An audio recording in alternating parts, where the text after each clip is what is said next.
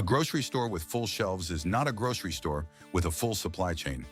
What you see in the aisle is a 48 to 72-hour snapshot of a continuous flow system. Products arrive, products sell, new products arrive to replace them. That cycle repeats daily. There is no hidden reserve in the back room. There is no warehouse buffer waiting to absorb a sudden surge in demand. The shelves look fine right up until enough people quietly decide to buy more than usual. And then they don't look fine anymore. Fast. This video breaks down 15 ordinary grocery items, things sitting in your cart right now without a second thought, that are either rising in price, shrinking in size, or becoming structurally vulnerable in ways most people won't catch until it's already happened to them. Not speculation, not fear-mongering, it's actual upstream cost analysis before it reaches your checkout total. Keep one question in mind as we work through this list. How many of these changes have already happened to you and you just didn't notice? Let's get into it. Number 15, beef. You've stood at the meat counter and done the mental math. The cut is there. The quality looks fine, but something in your brain does a quick calculation and you put it back.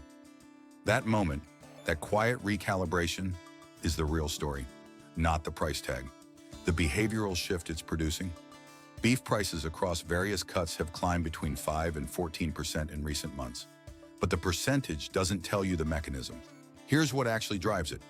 Feed costs, primarily corn and soybean-based grain, account for over 60% of the total expense of raising cattle.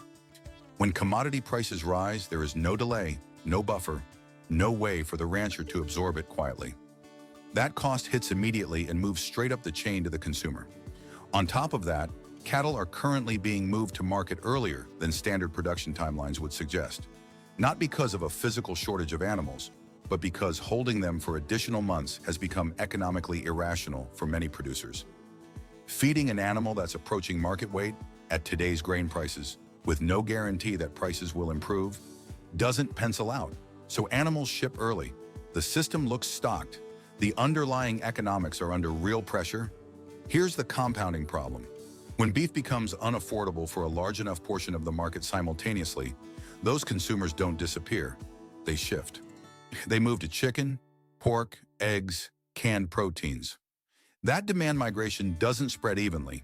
It concentrates in the next cheapest option, and that category's price starts moving upward within weeks. The escape route you thought you had closes before you fully realize you needed it. What to do? If beef is a regular part of your household diet, buying larger cuts now and freezing them in portions is the practical move. What you pay per pound today is almost certainly going to look reasonable compared to the same purchase 6 weeks from now. Number 14, coffee. Think about how much mental energy you put into your coffee routine.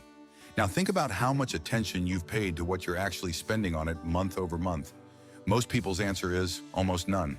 And that's exactly why coffee is one of the most quietly damaging items on this list. Prices have risen 15 to 25% in some categories in recent months.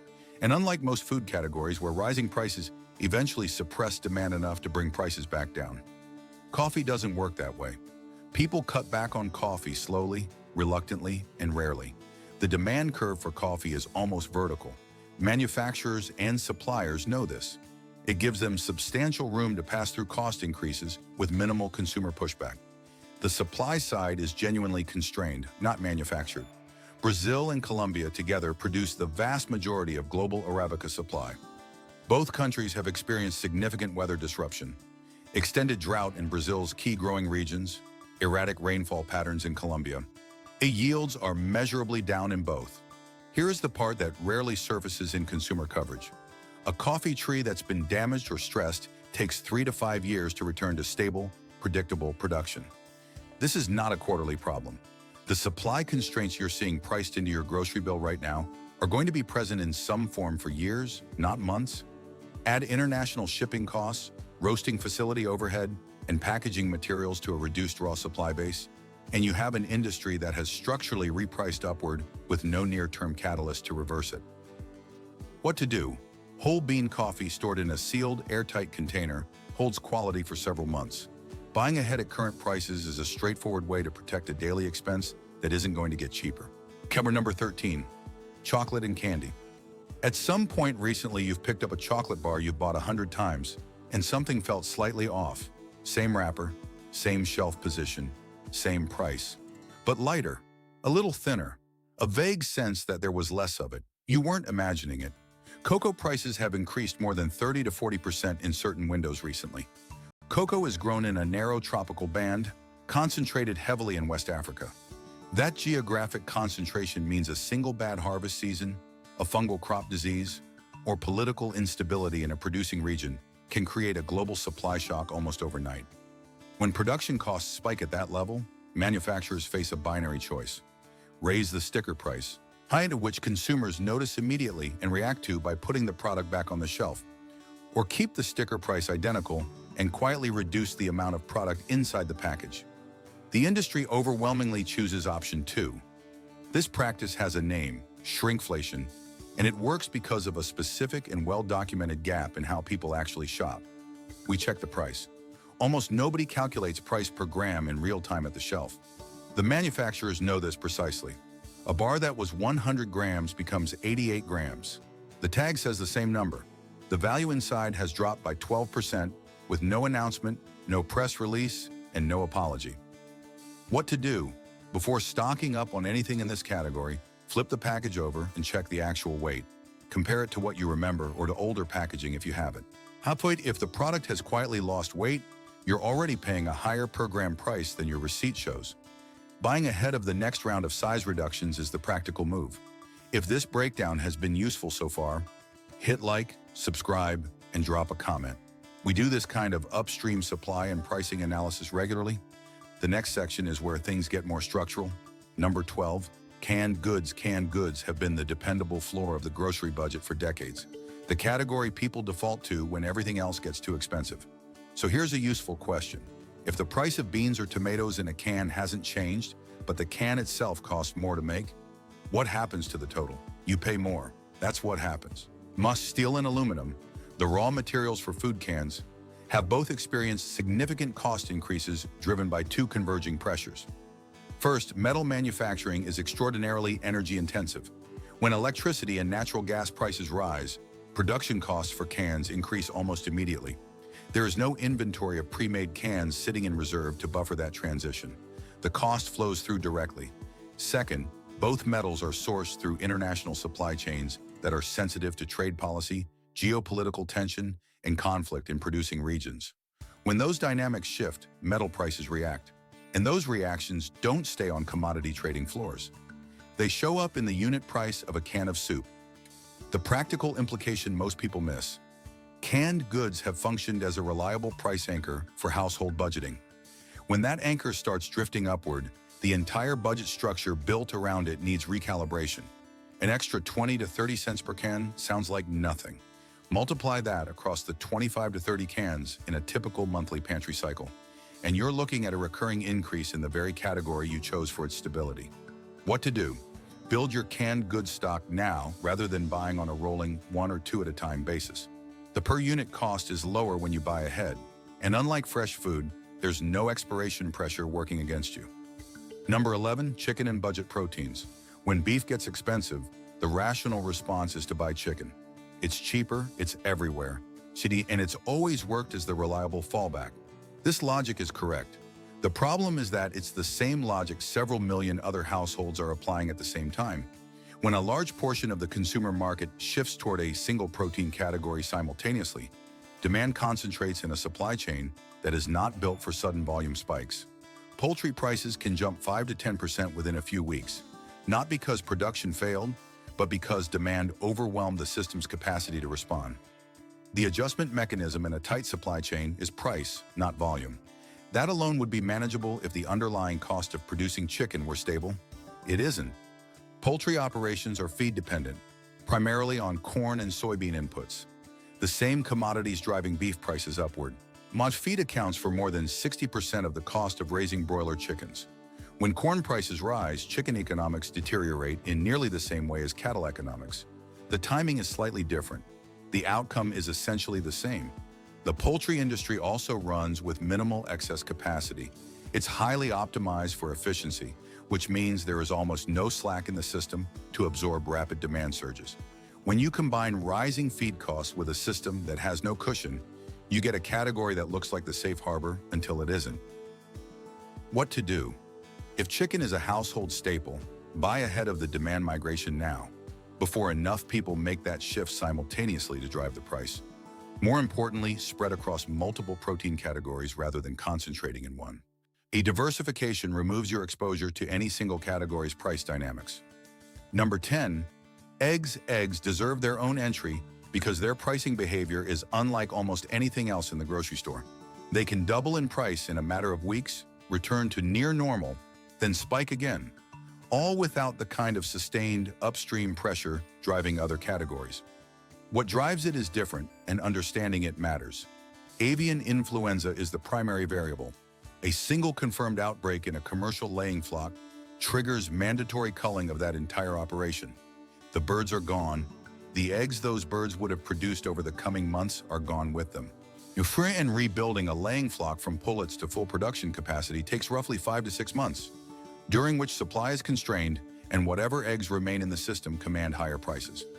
This dynamic is compounded by the fact that commercial egg production is heavily concentrated. A relatively small number of very large facilities account for a disproportionate share of supply. When one of those facilities is affected, the market impact is immediate and outsized relative to what the facility's raw size might suggest. Feed costs apply here as well. Laying hens consume significant quantities of corn and soy-based feed. And the same commodity pressures affecting beef and poultry apply to egg production. They just operate alongside the biological vulnerability to disease outbreaks in a way that makes price behavior particularly unpredictable. What to do? Eggs don't freeze well in their shell, but they can be cracked, whisked, and frozen in portions effectively. Powdered eggs are a practical and long shelf life supplement worth having on hand. When prices are stable and supply looks good, stock up on what you can store. Number 9, fresh vegetables. Fresh vegetables are the least controllable category on this entire list, not because they're rising the fastest, because the speed and unpredictability of their price movements leaves consumers with almost no time to respond. Beef drifts upward over months, coffee reprices over quarters. Fresh vegetable prices can move 20 to 50% within a single week, triggered by events that were completely unforeseeable. An unexpected frost during a critical growth phase, excessive rainfall that damages root crops, a heat event that compresses the entire harvest window of a growing region into a few days instead of weeks. The system has no capacity to buffer these events. Fresh vegetables have shelf lives measured in days from harvest to sale. There is no reserve inventory. When supply drops, the price at your store adjusts within 72 hours, not weeks, days. Transportation adds a second layer of instability most consumers never think about. The vegetables in most large retail markets have traveled hundreds of miles through logistics networks with their own vulnerabilities. A fuel price spike, only a weather disruption along a transport corridor, a labor issue at a regional distribution hub. Any of these adds cost and delay to a product where delay means spoilage and spoilage means loss. That loss doesn't evaporate. It gets priced in. What to do?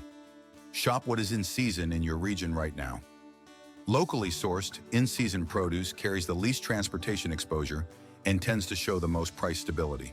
Frozen vegetables, particularly ones you buy when they're in season and cheap, are a practical insurance policy against the next weather-driven price jump. If you're finding value in this, quick ask. Like the video, leave a comment on which items surprised you most, and subscribe so you don't miss the next breakdown. Number 8, fruit shares every vulnerability with fresh vegetables. Weather dependency, a short shelf life, zero reserve inventory in the system, and adds one more dynamic that makes price swings in this category even more extreme: supply concentration. Most commercially grown fruit is produced in very specific climate zones. Citrus comes from defined regions. Stone fruits require particular winter chill hours and spring temperature windows. Tropical varieties are constrained to narrow equatorial bands. Each has a specific geography with narrow production conditions. When those conditions are disrupted, there is no nearby substitute production area that can respond quickly. Supply contracts. And when supply contracts in a zero inventory system, prices don't ease up gradually, they jump. Specific fruit varieties can see 20 to 60% price increases within weeks. One that range is wider than vegetables because concentration is more extreme. The mango or citrus or berry on your store shelf has often traveled enormous distances through cold chain logistics that cost significantly more today than they did 2 years ago. There's also a pattern worth knowing. Fruit can vanish from shelves entirely for several days, not because it's gone permanently, but because a single shipment was delayed or a harvest ran behind schedule. When it returns, the price reflects the tighter supply environment that developed during the absence. 1 week off the shelf can produce a price adjustment that doesn't reverse because the market has learned that consumers will accept the higher price to get access to it again. What to do? When specific fruit varieties are at low prices, buy in volume and freeze. Most fruit freezes effectively and retains nutritional value. This removes your exposure to the next supply disruption, which will arrive without notice. Number 7, bottled water and juice. Here's a connection most people have never consciously made. When you buy a case of bottled water, you're partly paying for oil. Not the water, the container. Plastic bottles are manufactured from petroleum-derived resins. When crude oil prices rise, raw material costs for plastic packaging rise with them.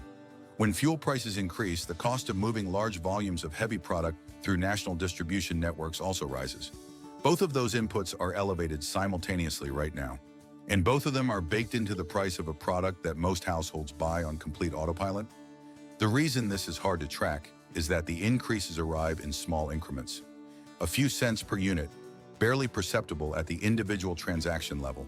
But a household moving through several cases of water and multiple juice bottles per month is absorbing a measurably higher annual cost from price movements that individually register as almost nothing.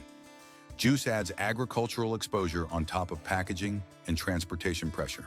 The fruit inputs carry the same supply and weather vulnerabilities outlined in the previous section, layered onto already elevated logistical costs. You're paying more for the container, more for the fuel that moved it, and more for the agricultural input that went into it, simultaneously on a product you probably haven't consciously reconsidered in years. What to do? Shift to larger format containers where practical. The per unit packaging cost on a large format is meaningfully lower than on individual bottles. A water filter and reusable bottles eliminate the packaging cost entirely. This is one of the more straightforward cost reductions available with no quality trade-off. Number 6, milk and butter dairy doesn't spike. It drifts, and drifting is actually worse for a household budget than spiking because spikes get noticed and responded to. Drifts get absorbed quietly until one day you look at your monthly grocery spend and realize it's somehow significantly higher than it was 18 months ago, with no obvious single moment you can point to as the cause. Milk and butter are seeing sustained 4 to 8% increases in recent periods. That sounds modest. Compounded across a year, as across the entire dairy category, cheese, yogurt, cream, ice cream. It represents a material shift in a section of the store that most households purchase from every single week. The key driver that most coverage skips. Dairy is one of the most energy-intensive food categories in existence. Milk starts being refrigerated the moment it leaves the cow. Processing facilities, transport trucks, distribution centers, retail cold storage, every stage of the supply chain is continuously powered to maintain temperature. When electricity and fuel costs rise, dairy prices rise with them, regardless of what's happening with the cows themselves. You're not just buying milk. You're buying the energy cost of keeping it cold across 500 miles of supply chain. Butter moves faster than fluid milk because it's a processed derivative with additional manufacturing steps. When the milk price base rises, butter prices tend to accelerate ahead of the base product. The processing margin is thin enough that cost increases pass through almost immediately. What to do? Butter freezes cleanly and holds quality for several months. Buying an extra supply at current prices is one of the lowest risk forward purchases on this list. Hard cheeses also store well. Stocking these items ahead of continued drift is straightforward and low effort. Halfway through and finding this useful? Like the video, drop a comment, and subscribe. We break down supply chain and pricing dynamics like this regularly. And what's coming up is where most people get genuinely caught off guard. Number 5, bread and wheat products. Bread is positioned on grocery shelves as a simple, inexpensive staple. A few ingredients, a familiar price, something you grab without looking. The supply chain behind it is the opposite of simple, and right now almost every component of that chain is under simultaneous pressure. Wheat-based products have seen price increases of 6 to 12% in recent months. To understand why that range is likely to hold or worsen, you need to trace the cost backward from the shelf. Commercial wheat farming requires synthetic fertilizer. Synthetic fertilizer is manufactured using natural gas as a primary input. When energy costs rise, fertilizer prices rise. In some recent periods by more than 30% within a single quarter. That cost does not stay on the farm. Once it moves directly into the price of grain sold to mills. Then there's transportation. Grain moves from farm to mill, flour moves from mill to bakery, finished product moves from bakery to distribution center to retail store. Every leg of that journey requires fuel. Every leg costs more than it did 2 years ago. Then commercial bread is wrapped in petroleum-derived plastic. Add one more oil-linked cost to the stack. Bread doesn't spike dramatically the way meat or produce can, but it also doesn't recover easily. Each time a link in that chain reprices upward, the new price becomes the floor. No one in the chain volunteers to reduce their margin when input costs temporarily ease. The staircase only goes one direction. What to do? Bread freezes effectively and holds quality for months. Flour and other wheat-based staples store well in sealed airtight containers. The cost argument for buying ahead is straightforward, given the direction of input prices at every stage of the production chain. Number 4. Sugar. You probably don't think of yourself as someone who buys much sugar. This is one of the most reliably incorrect assumptions people make about their own grocery spending. Sugar prices have risen approximately 5 to 7% recently. Standalone, that sounds like a moderate increase in a category that most people rarely buy in bulk. The real mechanism is what makes sugar uniquely impactful. It's embedded as an ingredient in an enormous proportion of packaged and processed food most households buy every week without ever registering it as a sugar purchase. Bread contains sugar, yogurt contains sugar. Much pasta sauce contains sugar, breakfast cereals contain sugar, condiments, packaged snacks, granola bars, salad dressings, canned soups, almost all of them contain sugar in some form, often multiple forms. When the underlying cost of sugar rises, every single one of those products absorbs part of that increase. The manufacturer doesn't absorb it, you do. Here's how it actually shows up in your shopping experience. You don't walk in thinking sugar is more expensive. You buy your regular items, the yogurt is a bit higher, the bread costs a little more, the pasta sauce edged up. No single item triggers an alarm, but the total at checkout is measurably higher than it was 6 months ago, with no clear explanation. Sugar is one of the primary hidden mechanisms driving that experience. And it works precisely because it doesn't appear as a line item anywhere on your receipt. There is no embedded sugar cost increase subtotal. It just arrives invisibly distributed across dozens of ordinary purchases. What to do? Go through the packaged products you buy weekly and audit which ones contain sugar. The embedded cost in those items is the one most people never see. If you bake or cook from scratch regularly, buying sugar in bulk at current prices is practical storage with indefinite shelf life. Number 3, cooking oils.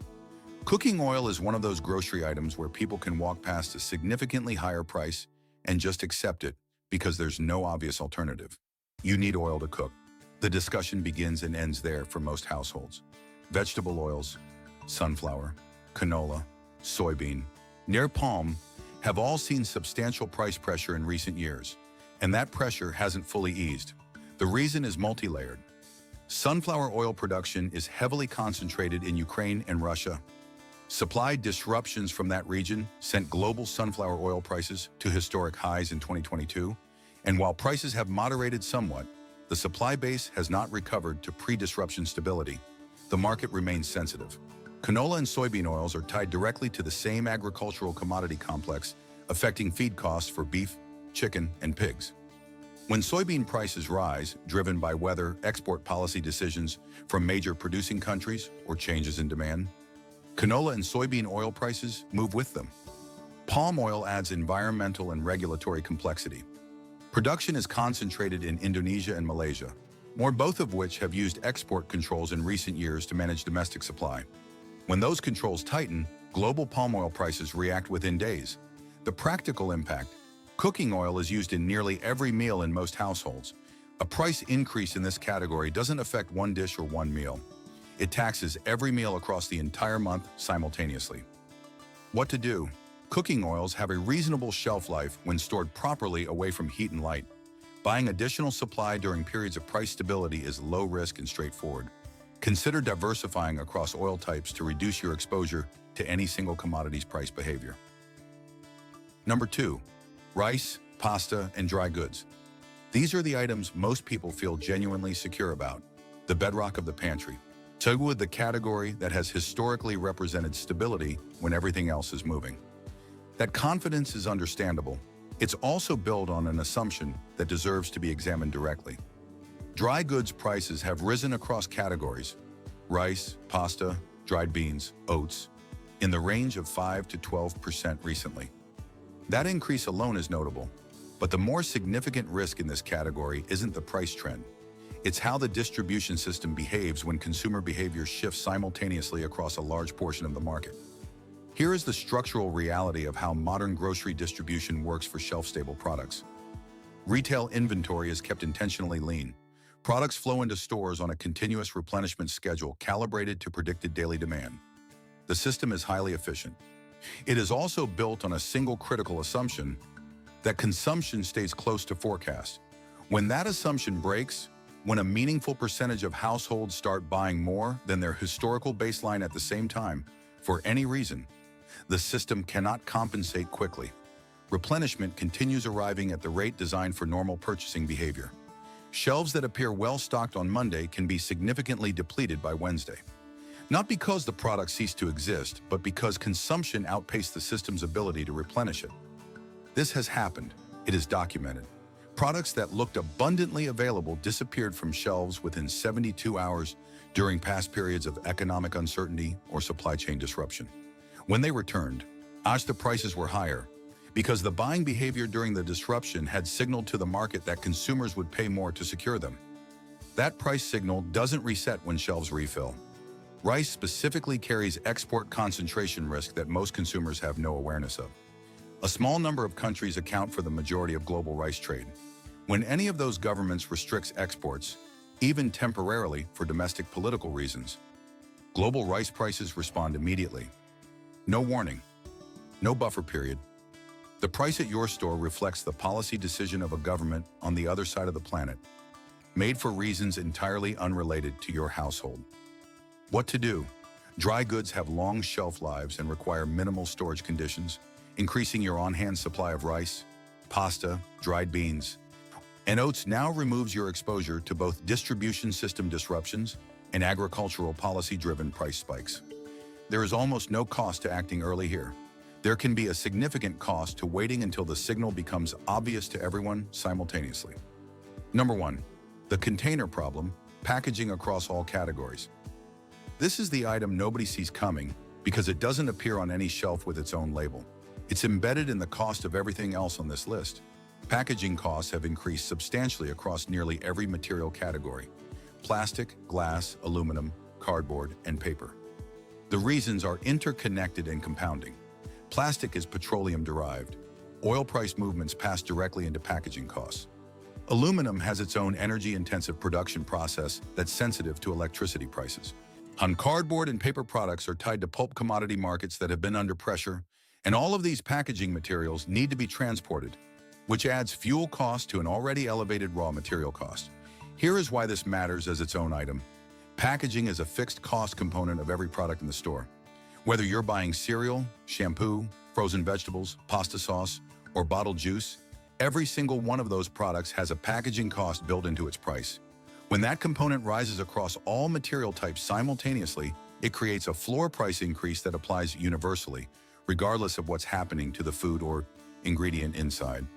This is one of the reasons price increases feel so widespread and undifferentiated right now. When it's not just that several food categories are experiencing upstream agricultural pressure, it's that the container holding those food products also costs more to make and more to transport than it did 2 years ago. Both pressures are operating at the same time on almost every product in the store. The packaging cost increase also tends to be sticky. Manufacturers who have repriced upward to cover elevated packaging costs don't voluntarily reduce prices when packaging costs ease. They treat the new margin as the baseline. This means the upward step from packaging inflation tends to be permanent in practice, even when the underlying commodity pressure moderates. What to do? Packaging costs are most visible in the per-unit cost difference between small and large format containers. Keep buying larger formats where practical and concentrating your purchasing on products with minimal packaging relative to content volume. reduces your per-unit exposure to this cost category. Buying in bulk where shelf life allows is a direct way to reduce the proportion of your total grocery spend that goes toward packaging. Last engagement ask before the wrap-up. If you've made it this far, you're clearly someone who pays attention to this stuff. Hit subscribe and leave a comment. Tell us which one of these hit you hardest.